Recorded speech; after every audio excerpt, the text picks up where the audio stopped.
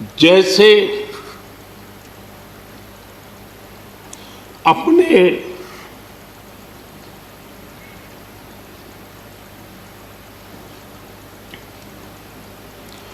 परिवार के सदस्य की चिंता करें,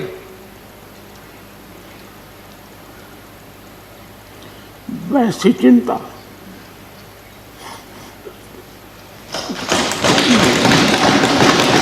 पद, सत्ता जीवन में आती रहती है, लेकिन उसे कैसे पचाना,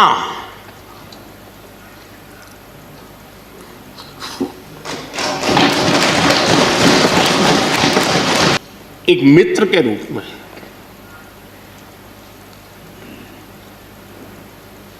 गुलाम नबी जी को घटना और अनुभव के आधार पर मैं आदर करता हूं। ए खुदा, ये क्या तुमने किया? मैं कैसे जवाब दूं इन बच्चों को? मैं कैसे जवाब दूं उन बहनों को जो यहां तफरी के लिए आए थे, सैर के लिए आए थे, और आज मैं लाशें लेकर इनके हवाले कर रहा हूं उनके माता पिता की। तो ये भावुक होने की जरूरी बात थी। आज हम ये अल्लाह से, भगवान से यही दुआ करते हैं कि इस देश से मिलिटेंसी खत्म हो जाए, इस देश से आतंकवाद खत्म हो जाए।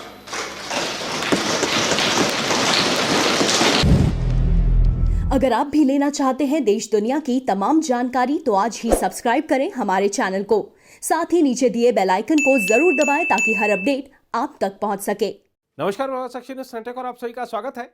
सोनिया गांधी और राहुल गांधी भले कहें कि प्रधानमंत्री नरेंद्र मोदी विपक्ष के नेताओं की बात नहीं सुनते या उनसे मशविरा नहीं करते, लेकिन प्रधानमंत्री विपक्ष के नेताओं के कितने करीब है यह देश ने आज तब देखा जब राज्यसभा में विपक्ष के नेता गुलाम नबी आजाद का कार्यकाल खत्म होने पर उन्हें विदाई देते समय प्रधानमंत्री भावुक हो गए। सत्ता पक्ष और विपक्ष का यह संबंध, यही तो इस लोकतंत्र की खूबसूरती है।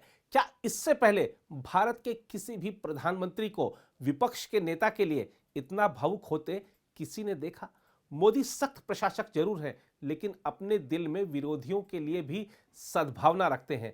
आइए देखते हैं राज्यसभा में प्रधानमंत्री नरेंद्र मोदी का भावनाओं से ओतप्रोत कर देने वाला संबोधन। आदरणीय सभापति जी, आज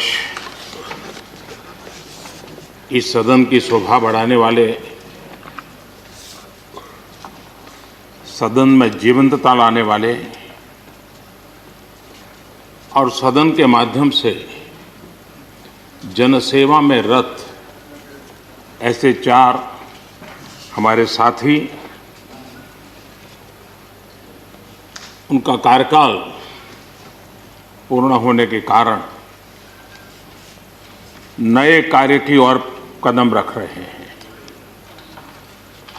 श्रीमान गुलाम नबी आजाद जी, श्रीमान शमशेर सिंह जी, मीर मोहम्मद फैयाज जी, नाजिर अहमद जी,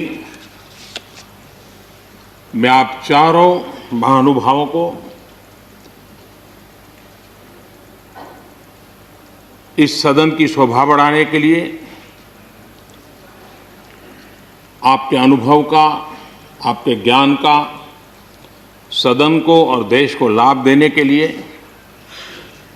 और अपने क्षेत्र की समस्याओं का समाधान के लिए आपने जो कुछ भी योगदान किया है, उसके लिए मैं सबसे पहले तो आपका धन्यवाद करता हूं।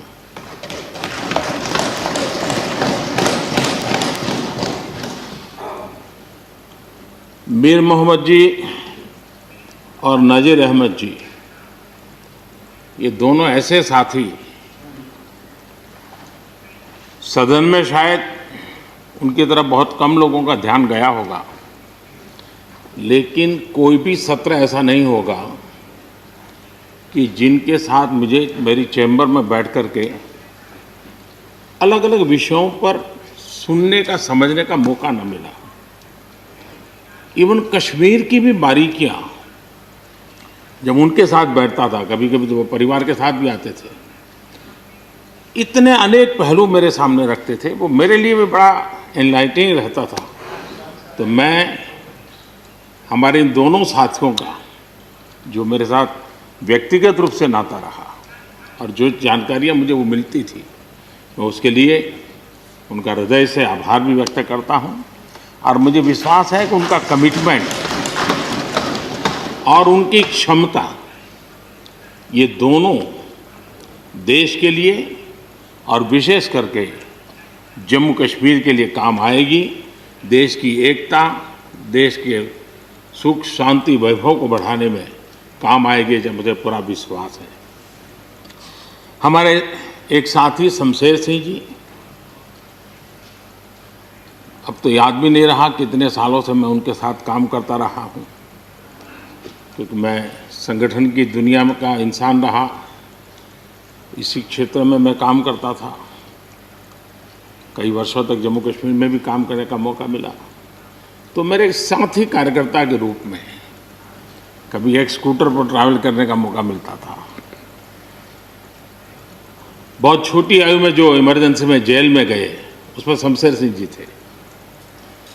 और इस सदन में शमशेर सिंह जी की उपस्थिति 96% है। ये अपने आप में, यानी जो दायित्व जनता ने उनको दिया, उसको बिल्कुल 100% निभाने का प्रयास। मृदुभाषी हैं, सरल है, और मुझे विश्वास है कि जम्मू कश्मीर से रिटायर होने वाले 4 आदरणीय सदस्यों के लिए उनके जीवन का यह कार्यकाल सबसे उत्तम कार्यकाल है, क्योंकि इतिहास ने एक नई करवट बदली है और जिसके वो साक्षी बने हैं, सहयात्री बने हैं। ये उनके जीवन की बहुत बड़ी घटना है। श्रीमान गुलाम नबी जी, मुझे चिंता इस बात की है कि गुलाम नबी जी के बाद इस पद को जो संभालेंगे, उनको गुलाम नबी जी से मैच करने में बहुत दिक्कत पड़ेगी।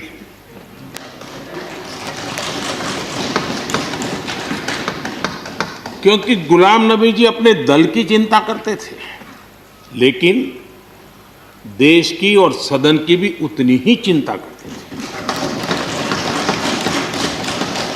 ये छोटी बात नहीं है जी, ये बहुत बड़ी बात है।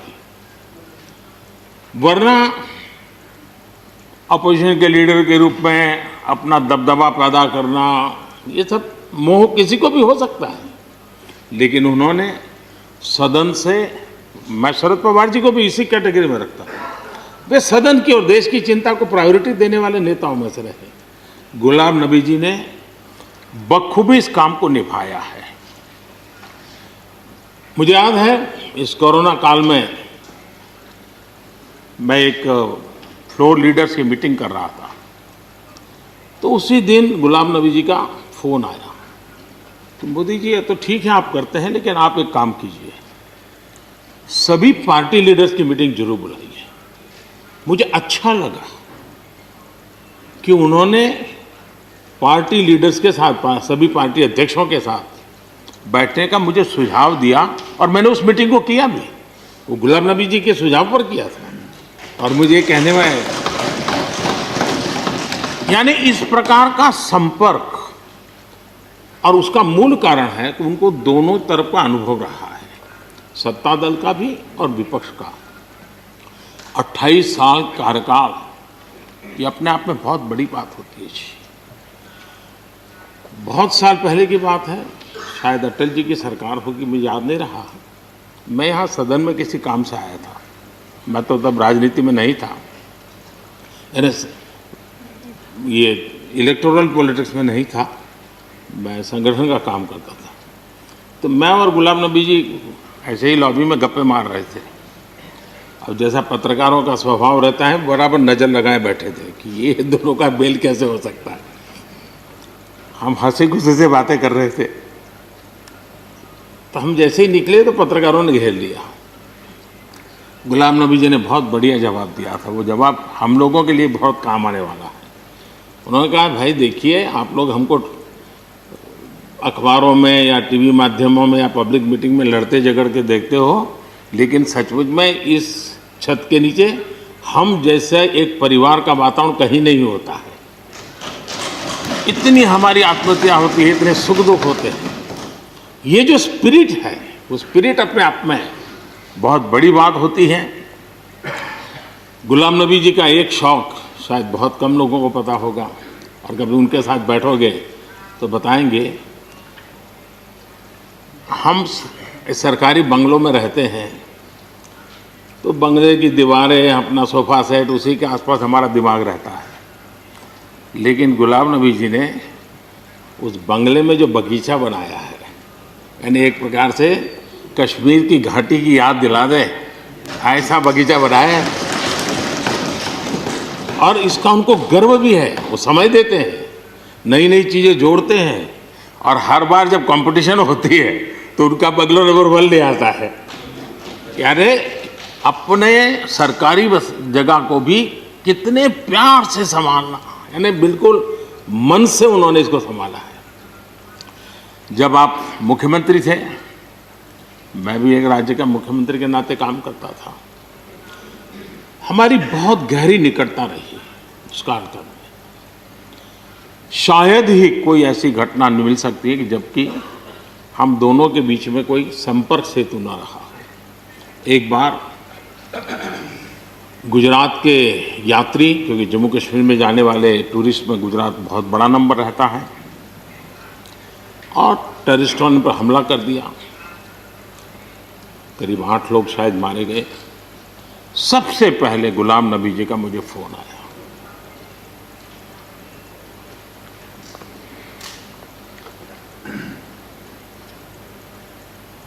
और वो फोन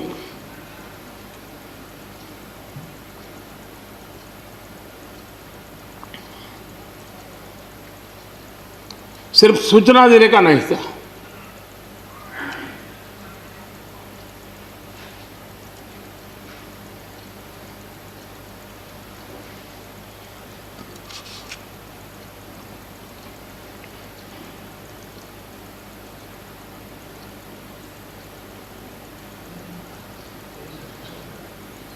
उनके आंसू रुक नहीं रहे थे। फोन पे उस समय प्रणब मुखर्जी साहब डिफेंस मिनिस्टर थे। मैंने उनको फ़ोन किया। मैंने कहा, साहब अगर फोर्स का हवाई जहाज़ मिल जाए डेड बॉडी को लाने के लिए। रात देर हो गई थी। प्रणब मुखर्जी साहब ने कहा, आप चिंता मत कीजिए, मैं करता हूँ व्यवस्था। लेकिन रात में फिर गुलाम नबी जी का फोन आया। वे एयरपोर्ट थे।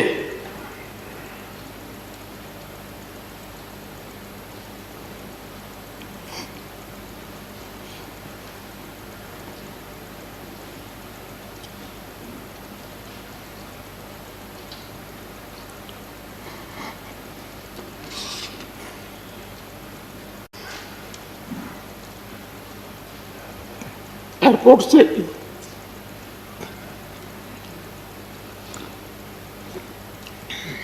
उन्होंने मुझे फोन किया और जैसे अपने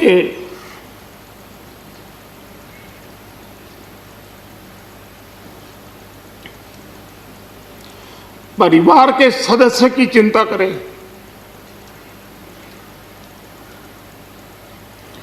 वैसी चिंता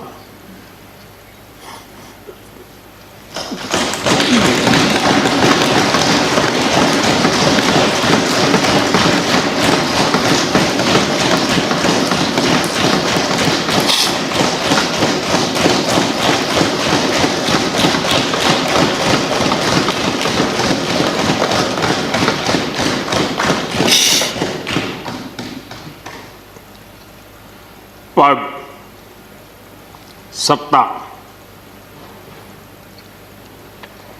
जीवन में आती रहती है, लेकिन उसे कैसे पचाना,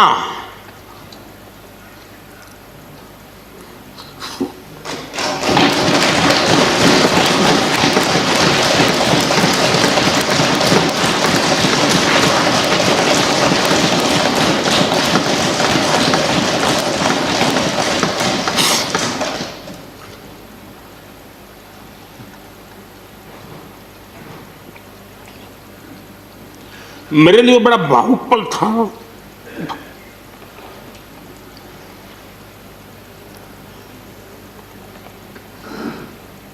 दूसरे दिन सुबह फोन आया कि मोदी जी सब लोग पहुंच गए।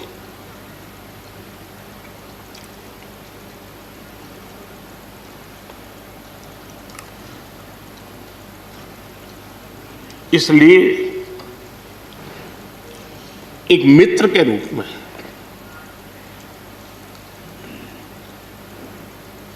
गुलाम नबी जी को घटना और अनुभव के आधार पर मैं आदर करता हूं।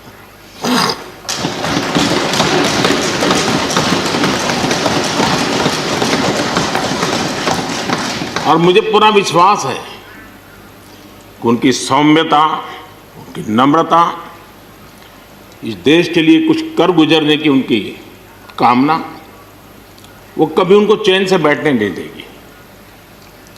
और मुझे विश्वास है कि जो भी दायित्व जहां भी वो संभालेंगे, वे जरूर वैल्यू एडिशन करेंगे, कंट्रीब्यूशन करेंगे और देश उनसे लाभान्वित होगा। ये सब मेरा पक्का विश्वास है। मैं फिर एक बार उनकी सेवाओं के लिए आदरपूर्वक धन्यवाद करता हूं और व्यक्तिगत रूप से भी मेरा उनसे आग्रह रहेगा कि मन से मत मानो कि अब आप इस सदन में नहीं हो। आप के लिए मेरे द्वार हमेशा खुले, इन चारों माननीय सदस्यों के लिए खुले हैं। आपके विचार, आपके सुझाव, क्योंकि देश में सब बहुत जरूरी होता है, ये अनुभव बहुत काम आता है, मुझे मिलता रहेगा, ये अपेक्षा मैं रखता ही रहूँगा। आपको मैं निवृत्त होने नहीं दूंगा। फिर एक बार बहुत शुभकामनाएं, धन्यवाद।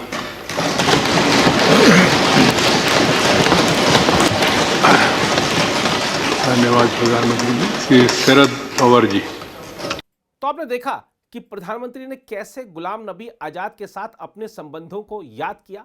आइए अब आपको दिखाते हैं जब गुलाम नबी आजाद भी कुछ पलों के लिए भावुक हो गए।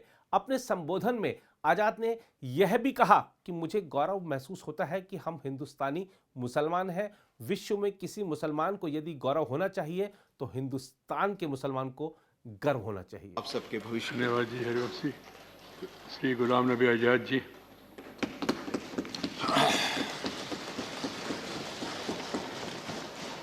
माननीय चेयरमैन सर,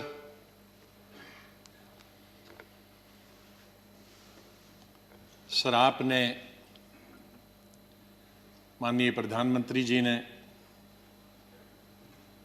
माननीय डिप्टी चेयरमैन साहब ने और मेरे जितने भी यहाँ साथी हैं, उस तरफ के या इस तरफ के, सत्ताधारी पार्टी के या विपक्ष के, और विशेष रूप से आपने और माननीय प्रधानमंत्री जी ने जिस तरह से भावुक होकर मेरे बारे में कुछ शब्द बताए, मैं बड़ी सोच में पड़ गया कि क्या कहूं।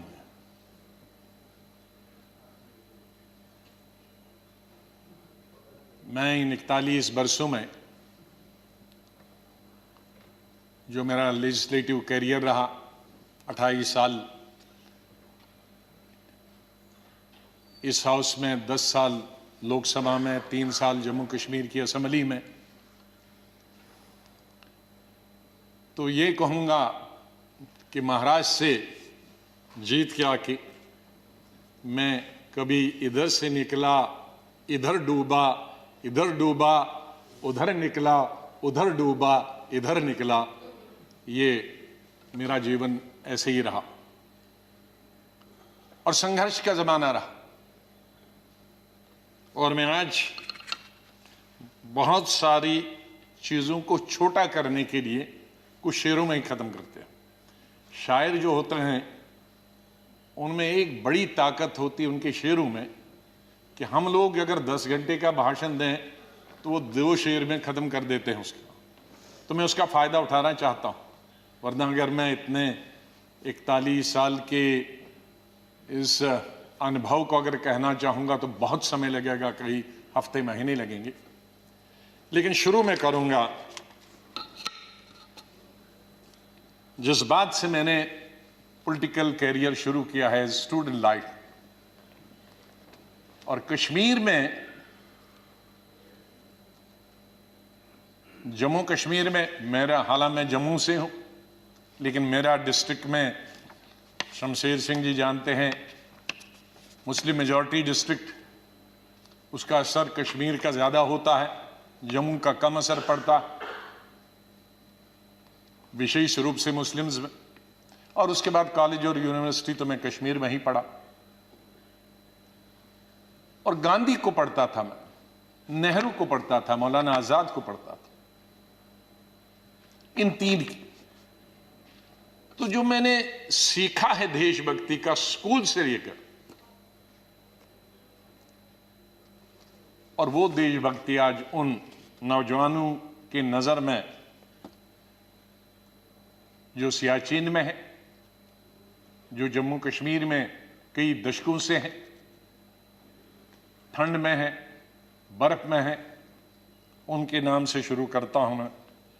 खून की मांग है इस देश की रक्षा के लिए, खून की मांग है इस देश की रक्षा के लिए, मेरे नजदीक ये कुर्बानी बहुत छोटी है, दे दो।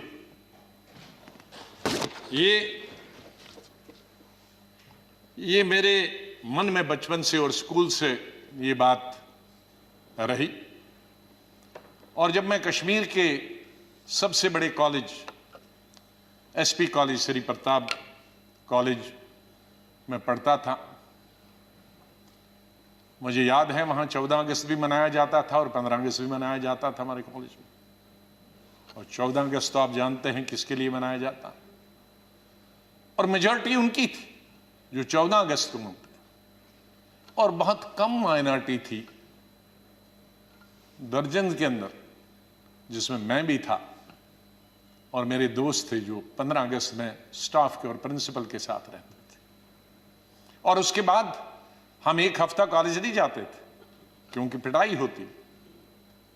तो उस वक्त से निकलकर हम इस सोच के आए हैं जिस सोच में आज हम सब हैं। और मुझे खुशी है इस बात की कि इस सोच को बहुत सारे लोगों ने, और मैं बधाई देता हूं दूसरी पार्टीज को भी, वहां नेशनल कॉन्फ्रेंस हो, पीडीपी हो, बीजेपी तो शुरू से ही कौमी धारा की पॉलिटिक्स में थी, वो भी आहिस्ता आहिस्ता बड़े पैमाने पे आए और कश्मीर आगे बढ़ा। मेरी हमेशा ये सोच रही कि हम बड़े खुशकिस्मत हैं, जन्नत हिंदुस्तान ही। मैं तो आजादी के बाद पैदा हुआ, लेकिन आज गूगल के जरिए मैं पढ़ता हूं, देखता हूं, सुनता हूं, यूट्यूब के जरिए पढ़ता हूं। मैं उन खुशकिस्मत लोगों में हूं जो पाकिस्तान कभी नहीं गया। लेकिन जब मैं पढ़ता हूं कि वहां किस तरह के हालात हैं पाकिस्तान के अंदर, तो मुझे गौरव महसूस होता है, मुझे फख्र महसूस होता है कि हम हिंदुस्तानी मुसलमान हैं। और बल्कि अगर मैं आज कहूंगा विश्व में किसी मुसलमान को अगर गौरव होना चाहिए, वो हिंदुस्तान के मुसलमान को गौरव होना चाहिए। हमने इन पिछले 30-35 सालों से अफगानिस्तान से लेकर इराक से लेकर और कुछ सालों पहले से देखे कि किस तरह से मुस्लिम देश खत्म हो जा रहे हैं एक दूसरे के अंदर और एक दूसरे से लड़ाई करते हुए।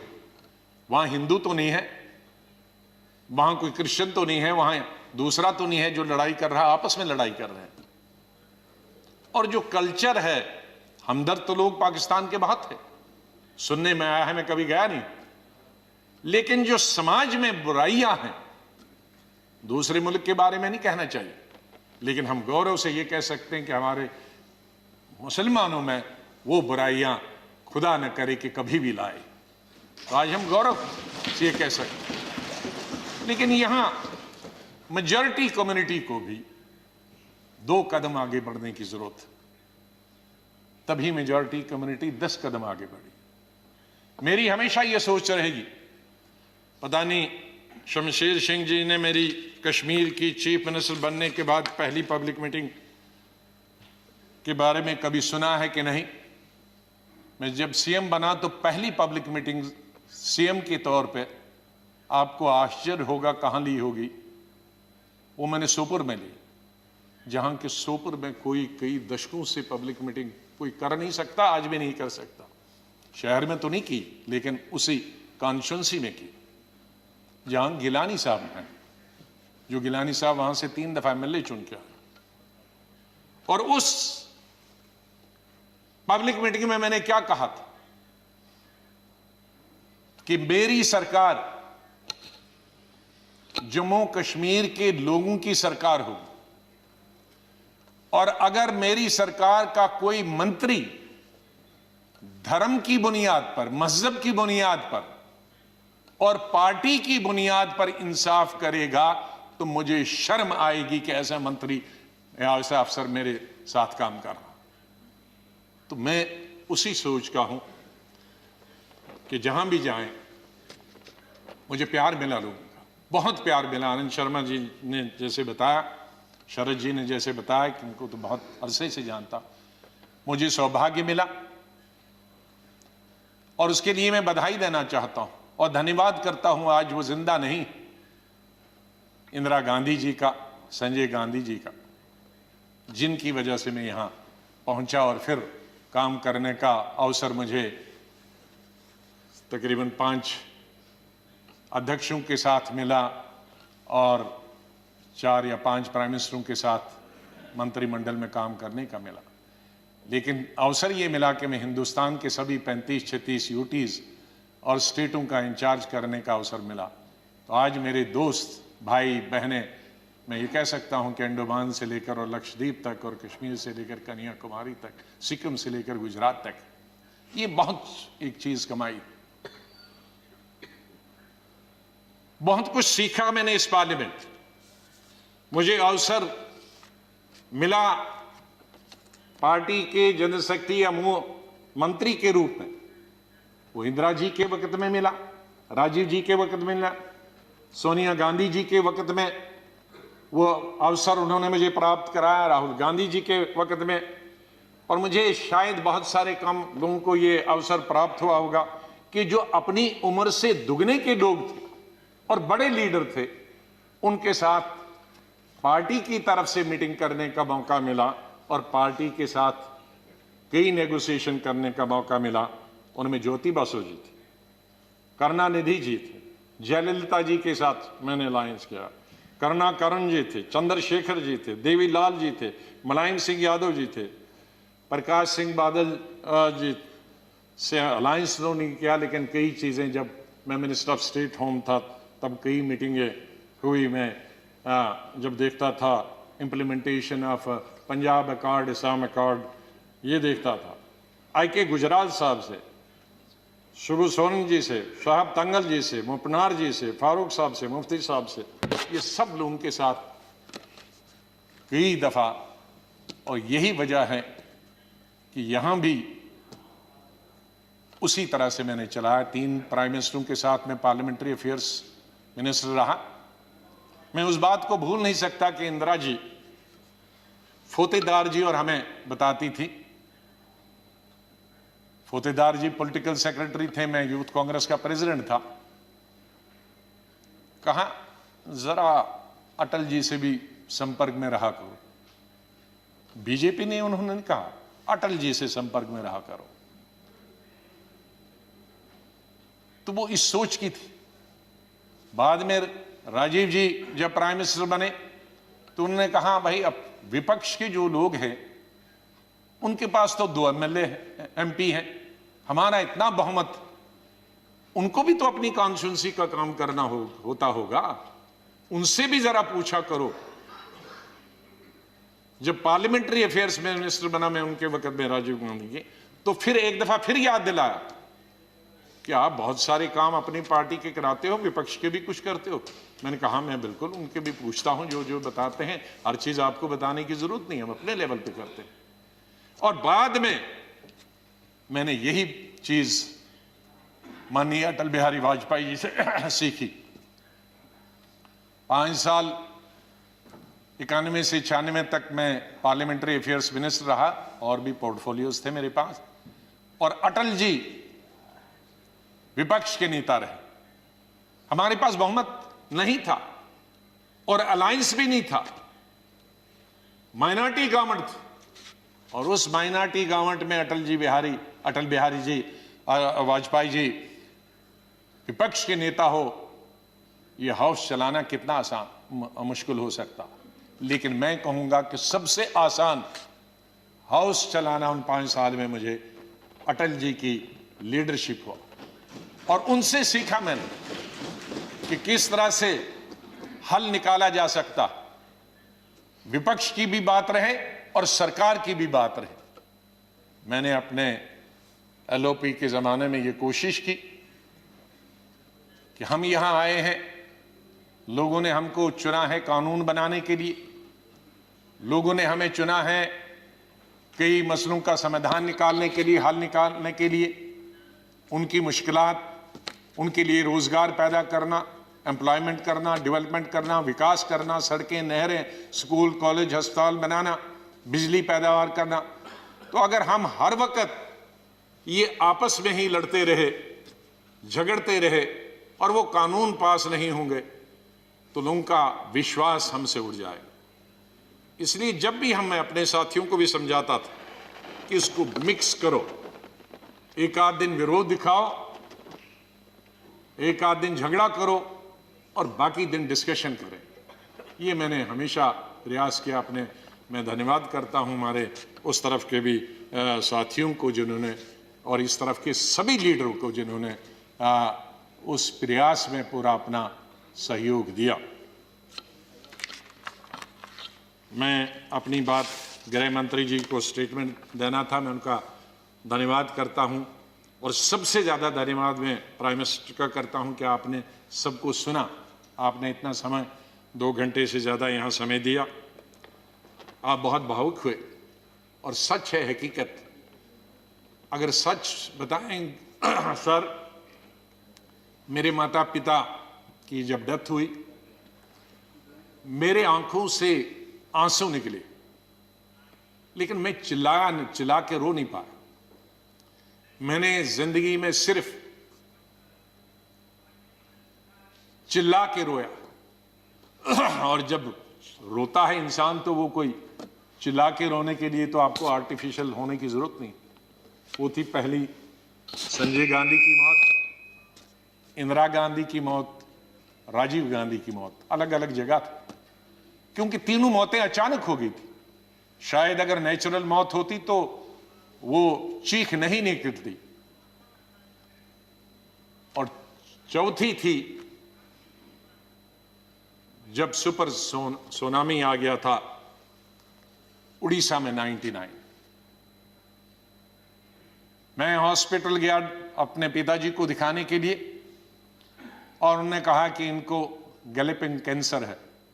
मुझे तब तक ये गैलेपिंग कैंसर का नहीं, कैंसर मालूम, गैलेपिंग। तो मैंने पूछा इसका क्या मतलब हुआ, कि ज्योग्राफिकल रेशो से बढ़ता है, 2 का 4, 4 का 8, 8 का 16, 16 का 64, जो बढ़ जाता है, और इसकी अपर लिमिट है 21 दिन। तो 21 दिन आप कहीं मत जाओ।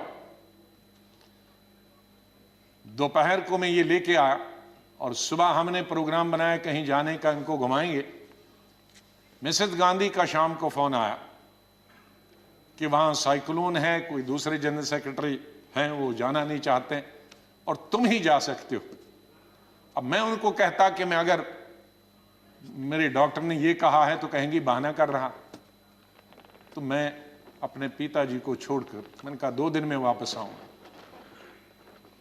गुजरात के ये उड़ीसा के लोगों के लिए एक नई बात कहता हूं, क्योंकि इसका लुल्लू इसका गवाह था, वो इस दुनिया में नहीं रहा।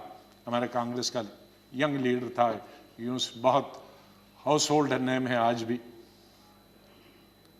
उड़ीसा जब एयरपोर्ट पे पहुंचा तो 1000 आदमी था, लड़के तो कहा सर पैदल चलना है, क्योंकि सारे पेड़ जो हैं शहर पानी में है और सारे पेड़ सड़कों पर है, तो ये 10-12 किलोमीटर पैदल चलना। चले हम तो सबसे बड़ा काम क्या था पहला, और मिनिस्टर कोई नहीं, चीफ मिनिस्टर भाग गए थे, मिनिस्टर भाग गए थे, कोई एडमिनिस्ट्रेशन कोई।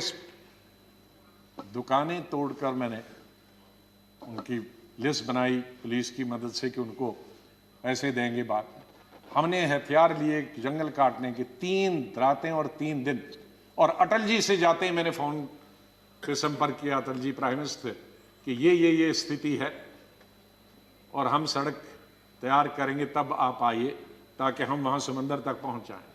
3 रात और 3 दिन हम तकरीबन 1000 लड़के यूथ कांग्रेस के मैंने लगाए काटने में और सड़क।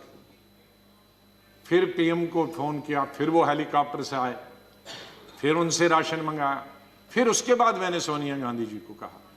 तो और वहां मैं रोया जब मैंने लाशें देखी, सैकड़ों लाशें तैर रही थी जब हम समंदर के किनारे तक पहुंचे, वहां मैं चिल्ला के रोया। वो 4थी दफा था। और 5वीं दफा जिसका उल्लेख माननीय प्रधानमंत्री जी ने किया और वो भावुक हुए। मैं 2005 में जब चीफ मिनिस्टर बना नवंबर में, और मई में जब दरबार कश्मीर में खुला, तो मेरा स्वागत गुजरात के मेरे भाइयों और बहनों की कुर्बानी से हुआ। मैं अभी 2 ही दिन पहले पहुंचा था, तो वहां स्वागत करने का मिलिटेंट का यही तरीका था कि आप हत्या करो गरीबों की तो वही स्वागत होता। उसका मतलब था कि हम हैं, इस गलतफहमी में न रहना। निषाद बाग जो कि राजभवन के साथ, वहां बस से उस पर लिखा था गुजरात की बस, उसमें हमारे तकरीबन 40-50 गुजरात के हमारे भाई बहनें टूरिस्ट, उस पे उन्होंने ग्रेनेड लगाया और मेरे ख्याल में दर्जन से ज़्यादा लोग वहीं हताहत हो गए और कई जख्मी हो गए। मैं एक फौरन तुरंत जगह पे पहुंचा, लेकिन तब तक पुलिस ने वो हटा दिया था।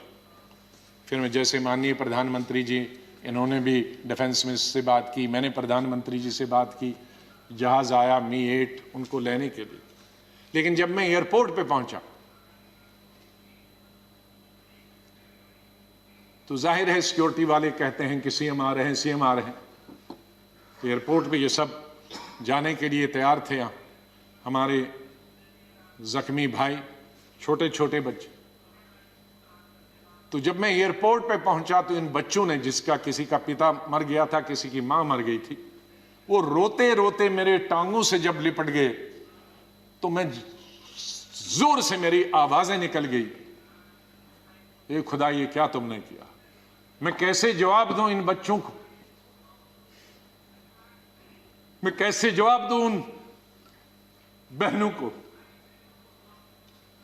जो यहां तफरी के लिए आए थे, सैर के लिए आए थे, और आज मैं लाशें लेकर इनके हवाले कर रहा हूं उनके माता पिता की। तो ये भावुक होने की जरूरी बात थी। आज हम ये अल्लाह से, भगवान से यही दुआ करते हैं कि इस देश से मिलिटेंसी खत्म हो जाए, इस देश से आतंकवाद खत्म हो जाए।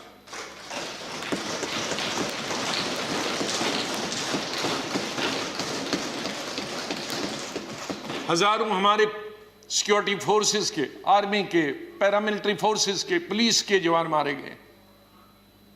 सिविलियन कई क्रॉस फायरिंग में मारे गए हैं, हजारों हमारी बेटियां और माएं आज बेवा, शायद उनका पति किसी का मिलिटेंट भी, कईयों के मिलिटेंट होंगे, कई क्रॉस फायरिंग। कश्मीर के हालात ठीक हो जाएं। मैं इससे पहले कि कुछ अशार बोलूं, पहले मैंने अपनी फौजियों के नाम बताया था, लेकिन ये शेर मैं बोलना चाहता हूं मेरे कश्मीरी पंडित भाइयों और बहनों के लिए। जब मैं कश्मीर में पढ़ता था तो सबसे ज्यादा वोट में यूनिवर्सिटी में जब जीत के आता था तो कश्मीरी पंडित मेरे सबसे ज्यादा लड़के लड़कियां वोट देते थे। बहुत सारे लोगों को मालूम नहीं कि कश्मीर में लड़कियां हिंदुस्तान के मुकाबले में सबसे ज्यादा, जम्मू में नहीं, कश्मीर में, जिसको मैं एमएससी कर रहा था तो साइंस में तकरीबन 50% लड़कियां होती थी और आर्ट्स में 90%। तो ओवरऑल ज्यादा लड़कियां पोस्ट ग्रेजुएशन पढ़ती थी। तो मैं जब यूनिवर्सिटी का इलेक्शन लड़ता था तो हमारे कश्मीरी पंडित लड़के हों या लड़कियां, सबसे ज्यादा वोट मुझे 100% मिलते थे। मैं 99 भी नहीं कहूं। दोस्त हैं आज वो बिखरे हुए, मुझे बहुत अफसोस होता है जब मैं उनसे मिलता अपने क्लासमेट्स।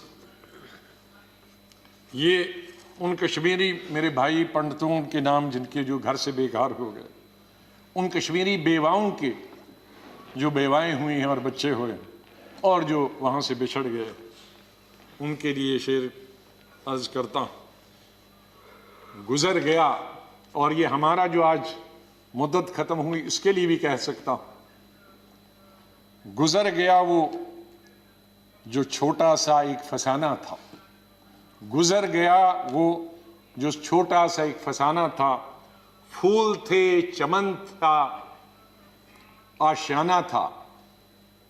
गुजर गया वो जो छोटा सा एक फसाना था, फूल थे, चमन थे, था, आशियाना था।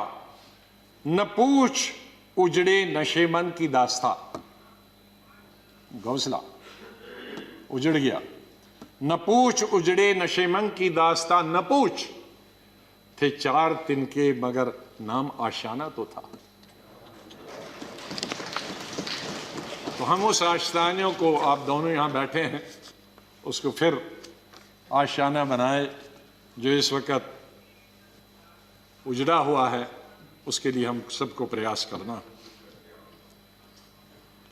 और मुझे, जैसे मैंने बताया, बहुत काम कर चुके हैं, सेवा कर चुके हैं, आशीर्वाद सबका मिला है। मैं यही कहूंगा, दिल ना उम्मीद तो नहीं, नाकाम ही तो है। दिल ना उम्मीद तो नहीं, नाकाम ही तो है। लंबी है गम की शाम, शाम ही तो है। कितनी लंबी होगी, सवेरा तो आई, विंटर में जरा लंबी होती है, तो लंबी है गम की शाम मगर शाम ही तो है। सवेरा तो फिर आ जाएगा। और आखिर में ये कहूंगा, चाहे हम याद यहां ना होंगे, लेकिन फिर उसके लिए कहूंगा, बदलेगा न मेरे बाद भी मौजूए गुफ्तगू, बदलेगा न मेरे बाद भी मौजूए गुफ्तगू। मैं जा चुका हूंगा फिर भी तेरी महफिलों में रहूंगा। माननीय चेयरमैन साहब, मैं आपका बहुत बहुत धन्यवाद करता हूं।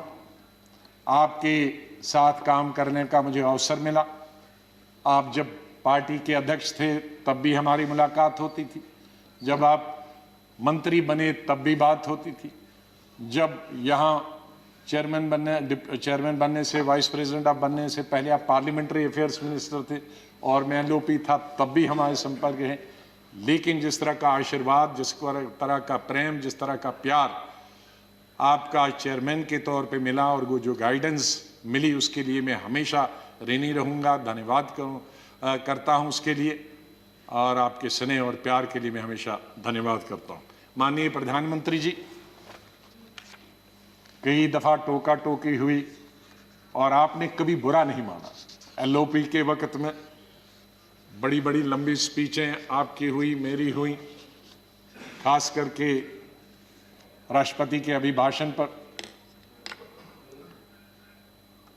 उसमें लंबी तकरीर होती थी, कभी हम कुछ एलओपी की जिम्मेदारी करते थे, लेकिन आपने व्यक्तिगत तौर पर उसे कभी अपने खिलाफ नहीं लिया। हमेशा भी आपने पर्सनल कॉन्टेक्ट्स को और पार्टी की जो जिम्मेदारी है उसको दूर रखा। कभी ईद हो, दिवाली हो, बर्थडे हो, उसमें बराबर आपने कभी भी कमी नहीं की फोन करने की। सबसे पहले या तो मेरी पार्टी प्रेसिडेंट का आता था या आपका आता था। दो आदमियों का तो अनिवार्य, हमारे प्रधानमंत्री और कांग्रेस प्रेसिडेंट मिसेस गांधी। और आपने हमेशा बताया कि कभी अपनी स्टेट के बारे में हो और कोई काम हो तो मुझे आप कभी भी बताना। मुझे याद है जब मैं राज्यसभा इलेक्शन लड़ने गया तो आपने कुछ कहा कि भाई आपको कुछ जरूरत है। मेरे का वो तो लड़ाई है, आपका कैंडिडेट है, मैं कैंडिडेट हूं, उसमें आप कुछ नहीं कर सकते। तो ये एक पर्सनल टच जो होता, आदमी भावुक हो जाता, आदमी सेंटिमेंटल हो जाता, आदमी इमोशनल होता। और मेरे संपर्क तो विपक्ष के साथ आज से नहीं, जब पहली दफा मैं एमओएस बना था तब से लेकर आज तक, क्योंकि हम मिलके ही देश को चला सकते हैं। लड़ाई करके, गालियां देकर नहीं कर सकते। हम अपनी बात अपने भाषणों के जरिए कर सकते हैं। मैं आपका बहुत धन्यवाद करता हूं। मैं माननीय डिप्टी चेयरमैन साहब, मेरे यहां हम बेंचमेट रहे, वो हमेशा मुझे याद रहेगा। बहुत सिंपल आदमी है, स्ट्रेट फॉरवर्ड है। कभी कभी हम नाराज होते हैं स्ट्रेट फॉरवर्ड, लेकिन स्ट्रेट फॉरवर्ड हमेशा वो लोग नाराज होते हैं। और शरद पवार जी से लेकर और यादव जी से लेकर और सब लोग हमारे लीडरों का तो मैं बहुत ही धन्यवाद। सब लेफ्ट, राइट एंड सेंटर, नाम क्यों कि कुछ लूँगा तो बहुत सारे हमारे साथी नाराज होंगे। तो चेयरमैन साहब से लेकर और प्रधानमंत्री जी से लेकर, मैं सेक्रेटरी जनरल साहब का कैसे और सेक्रेटरीट का कैसे धन्यवाद कर सकता हूं, मुश्किल है करना, क्योंकि इनका सहयोग मिला बहुत। हमेशा हर वक्त जब भी हमने कुछ चाहा इंफॉर्मेशन पार्लियामेंट की या कोऑर्डिनेशन के बारे में आप तक पहुंचने की बात की, तो सेक्रेटरी जनरल साहब ने और सेक्रेटरीट ने हमने हमेशा हमारी मदद की है। और आखिर इस शेर से मैं आपसे विदाई लेता हूं, और इंशाल्लाह हम मिलते रहेंगे, चाहे यहाँ नहीं मिले लेकिन आगे एक दूसरे के पास आ जा सकते हैं। नहीं आएगी, मैं आप लोगों से बोल, नहीं आएगी याद तो बरसों नहीं आएगी, मगर जब याद आओगे तो बहुत याद आओगे। धन्यवाद गुलाम नबी जी।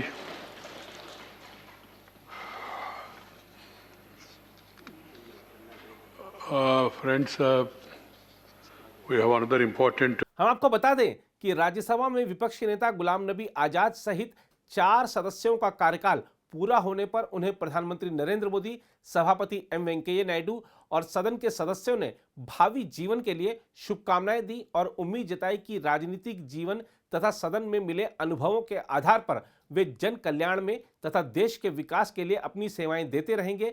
आजाद के साथ ही भाजपा के शमशेर सिंह मनहास और पीडीपी के मीर मोहम्मद फयाज तथा नजीर अहमद लवाई का कार्यकाल भी समाप्त हो रहा है।